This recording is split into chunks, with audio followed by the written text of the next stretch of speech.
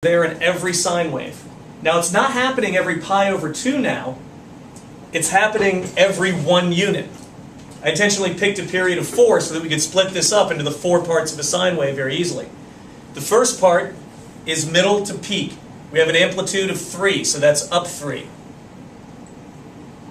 We have a middle. We have a valley that goes down 3, so that's down to the x-axis. Then we have a middle again. Those 4 parts of a sine wave are always there. So now this looks like... So wait, the peak is supposed to go up to 6? Yep, because it starts at a sinusoidal axis of 3, and then the amplitude says stretch it up 3 more. Amplitude is how far up and down you go from the middle. Oh, D okay. is the new location of the middle. Now, I didn't have to graph it from 2 to 6, but based on the way I set that up, that makes it easiest. If I just said graph 1 period of this, or graph 2 periods of this, you could have started anywhere and duplicated this over any 4 points, as long as they line up correctly with this graph. But again, A took a sine wave that should only go from 1 to -1, and made it go from from 3 up and 3 down instead. A stretched it like silly putty. B changed how fast or how wide it went. In this case, what B did is instead of lining up perfectly with 0, pi over 2, pi, 2 pi, 0, pi over 2, pi, 3 pi over 2, and 2 pi, now it lines up with 2, 3, 4, 5, and 6. C moved it left to right, and you have to remember to factor B out. Okay? And then D moves it up or down. And there's 6 functions in this? It gets easier because they're basically the same for all 6. In fact, really quickly, over here now, Janan, I'm just going to give you the standard cosine wave, and this will not take long. There's a couple of cosines mixed in, but cosine behaves the exact same way. Wouldn't it be on your y-axis? Good thought. That is actually, Megan, that is one of your more clever mistakes. But that It's incorrect, but I like the way you were thinking there. That couldn't pass the line test. Yeah, that wouldn't pass the vertical. Excellent. Parker, you're right with her. That's great.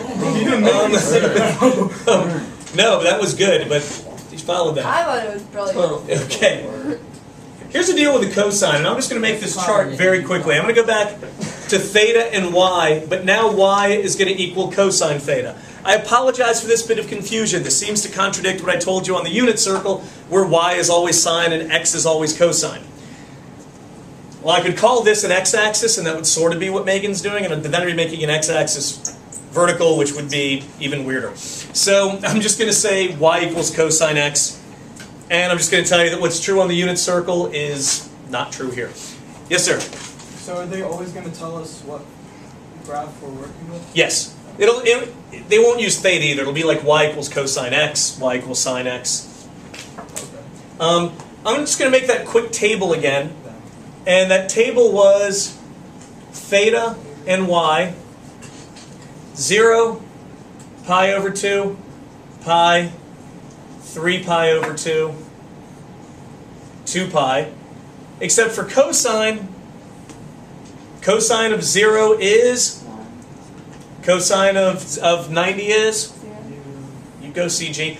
Cosine of pi is -1, that's 180 over there on the unit circle. 3 pi over 2. 0. 2 pi? 1. 1. It's the CG show. So I'm going to graph -1 and 1, and once again I'm going to have my 0, my pi over 2, my pi, my 3 pi over 2, my 2 pi. Now we're going to start up here. We're going to go down, hit 0 at pi over 2, hit -1 at pi, hit 0 at 3 pi over 2, The hell? and finish up at the point 2 pi comma 1. Down here is the point pi comma -1. Anyone notice anything about a cosine wave compared to a sine wave? Kath? It goes down first instead of going up first. Goes down first instead of going up first. Very good. Parker? It doesn't end on the center line. It doesn't end on the center line. Good. Pretend this goes on forever and the sine wave goes on forever, because they do. I'm just picking an arbitrary period to show you. Maybe opposites. So close. That's not quite the right word. Reciprocal. It's those are my three favorite words. Ramsey, did you have an observation? It's different. It's different. It's a V Well, slash U. slash U, It's giant slash U. I'm assuming if you continue it, it'll look the same. Ramsey just said it closest, and a lot of you guys were close to this. If I continued this, it would look exactly like a sine wave. Instead of 0. If you continue a sine wave, it looks exactly like a cosine. They're the exact same pattern. You can superimpose them over each other if you move one to the left or the other to the right. Do you guys remember when I was drawing these, we were drawing our right triangles, okay? It had my A, my B, my C. Here's one angle, here's another. Here's angle 1, angle 2, right? Yes.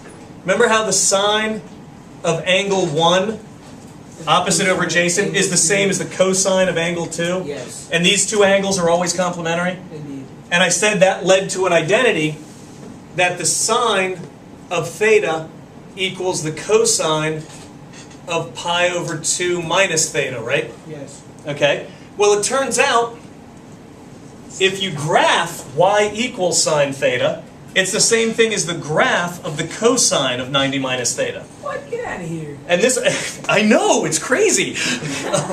So if I can rewrite this as cosine negative theta plus pi over 2, right? Yeah. If I take the x in this, multiply it by -1, put a phase shift to pi over 2 on it. In other words, if I slide this graph left or right, it's the same thing as the sine wave. Cosine waves and sine waves are the same things, phase shifted, 90 degrees from one another. So if I could just grab this and slide it over 90 degrees, actually I'd have to slide it this way 90 degrees, this part here would hit the origin and it would be a sine wave. If I could take a sine wave and move it over 90 degrees, sine wave, yeah, take a sine wave, move it to the left 90 degrees, you'd have a cosine wave. They're the same thing.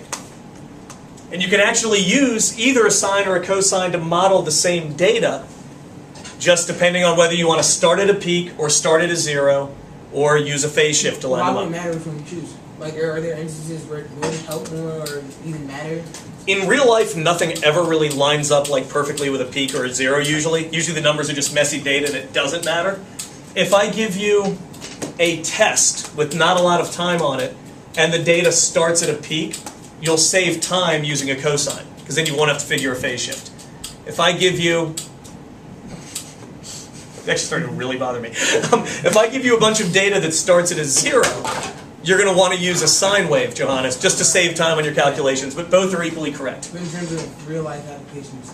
I've never heard of a data set that like, oh, it starts perfectly on a 0. Let's use a Wavelengths. sine wave and Of yeah, there probably are some. electromagnetic spectrum. Yes, absolutely. Oh. If one of those happens to start right at a peak or right at a 0, it could. But doesn't sound have to start at 0? Like, It's okay, Megan. You'll learn about it later. It's pretty rare that you next year. It's pretty depends on how you're measuring it. If you happen to be measuring it right from the start of the sound, then yeah, I guess it would. Yeah. I've never done experiments that precise in my life, Johannes. I honestly don't know. You will become a famous engineer and you will come back and you will tell me this. Yeah, right. If not, you let them down. You don't let them down. Alright. I've given you way more information than you need for the homework tonight. In fact, some of you may struggle with looking at the simpler problems tonight, simpler than this one I just did, and remembering whether you're being asked to manipulate A, B, C, or D. Thanks. But I like throwing you guys in the deep end. In an honors class, I like throwing you on the deep end, and we'll spend the next couple days seeing who can swim. But Jaws is in there. Da-dun. Twins.